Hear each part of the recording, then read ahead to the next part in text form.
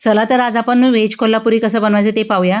तर भाज्या पहिल्यांदा परतून घ्यायच्या आहेत. आपल्या आवडीनुसार भाज्या घ्यायच्या आहेत आणि काढून घ्यायच्यात. आता तेल गरम करून याच्यात खडे मसाले, लाल मिरची, लसूण अद्रक पेस्ट, कांद्याची पेस्ट याचा पूर्ण व्हिडिओ मी टाकलेला आहे. Tomato puree. आता याच्यामध्ये धना पावडर, जिरा पावडर, हळद पावडर, मिरची पावडर. ही लाल चटणी मी मिरच्या भिजत ठेवून त्याच्यानंतर मिक्सरमध्ये वाटून त्याच्यानंतर तेलात परतून घेतलेली आहे. ती पण याच्यात टाकायचं आहे. चवीनुसार मीठ टाकायचं आहे आणि चांगला मसाला परतून घ्यायचा आहे. चवीसाठी 1 चमचा साखर पण टाकायची आहे. आता याच्यामध्ये काजू मगज पेस्ट टाकलेली आहे. छान परतून घ्यायचं आहे. मटार पण टाकून घ्यायचा आहे. फ्रोझन मटार घेतलेला आहे. ज्या भाज्या आहेत त्या पण याच्यामध्ये टाकून घ्यायचा आहे. कांदा परतलेला आहे थोडासा, तो पण याच्यात टाकून घ्यायचा आहे. कसुरी मेथी टाकायची आहे.